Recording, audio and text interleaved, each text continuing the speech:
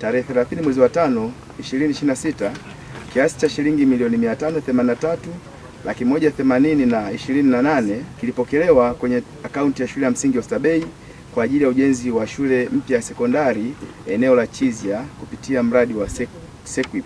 Msimamizi wa mradi huu ni mkurugenzi mtendaji wa wilaya ya Songwe. Aidha, mkurugenzi mtendaji wa wilaya ya Songwe amekasimisha madaraka ya usimamizi wa mradi huu kwa mwalimu mkuu shule ya msingi Oysterbay. Mradi upo katika hatua za awali ambazo zimehusisha nguvu kazi ya wananchi. Hata hivyo, shughuli zilizofanyika ni pamoja na ufyekaji wa eneo la ujenzi wa mradi. 2. Uchongaji barabara kutoka barabara kuu kwenda eneo la mradi. 3. Ujenzi wa store ya kuhifadhia vifaa vya ujenzi. Pia tunatarajia kuanza kutekeleza shughuli mbalimbali zikiwemo: 1. Uchimbaji wa kisima ili kufanikisha upatikanaji wa maji. 2. Ung'oaji wa visiki eneo la mradi utakapojengwa. 3. Uchimbaji wa choo cha muda.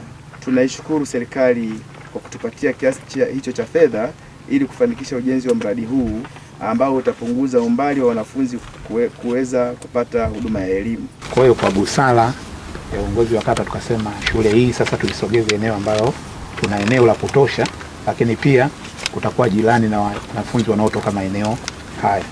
Lakini pia matarajio yetu katika eneo hili pia ijengwe tena shule ya msingi, ili sasa maeneo walau shule za sekondari zitakuwa zimetawanyika vizuri. Mradi huu fedha hizo zimeingizwa katika shule ya msingi Oysterbay. Kwa hiyo moja kwa moja maana yake msimamizi atakuwa ni mwalimu mkuu wa ile shule husika. Wananchi hawajaanza kuchimba msingi kwa sababu mafundi au ramani haijakuwa tayari. Basi tuombe nalo hilo, kama yani hao wanakuja kwa ndege.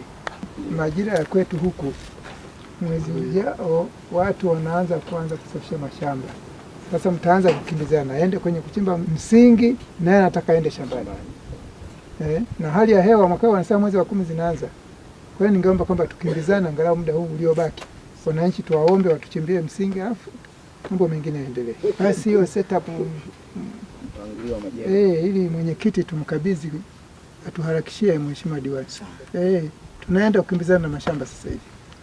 Tunashukuru kwamba mwanzo ni mzuri. Nafikiri hata juzi tulipokuja kumewasha kuwa na mabadiliko kwa kweli. Tunaomba tu usimamizi mzuri na nini. Nimeshaona Mkwajuni tunapendelewa sana mheshimiwa. Wananchi takapofikia basi hata kule tulichimba. Sisi wenyewe kamati ya siasa mtakapoanza mtuambie. Sisi wenyewe tutakuja na sisi tushiriki tukichimba.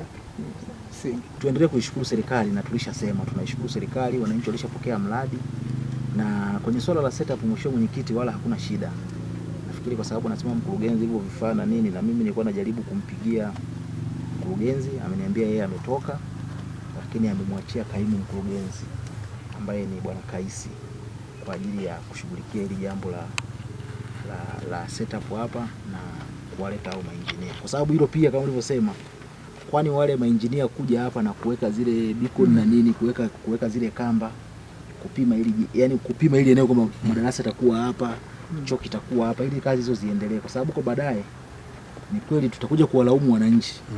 Mwenyekiti naye watu wake watakuwa busy na nini na shughuli za kilimo, unaona. Sasa ili kama ni madarasa sasa kama tunayagawa kwa vitongoji kwamba upande huu watafanya watu wa Merelani, upande huu labda watu fulani, ili sasa ili shughuli za ujenzi hapa ziweze kuendelea. Kwa hiyo mwenyekiti kwenye hilo nimelichukua, na niwaombe tu watu wa kijiji wajiandae, ndani ya muda mfupi watapata hiyo setup.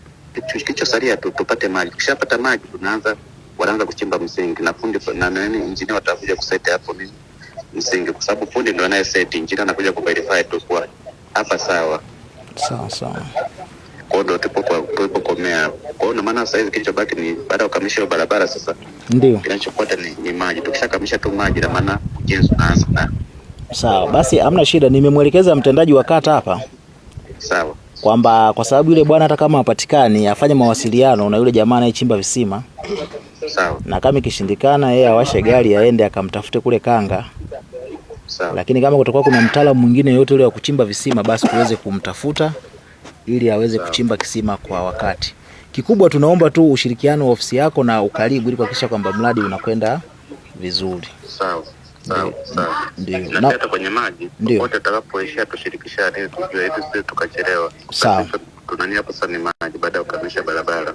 Sawa. Hilo nimemwachia mtendaji wa kata atakaa na meki waone namna ya kumpata yule fundi wa kanga, kwa sababu tumejaribu kumpigia simu yake haipatikani tena. Sawa. Ndio. Nakushukuru sana mkurugenzi. Sawa, nashukuru sana.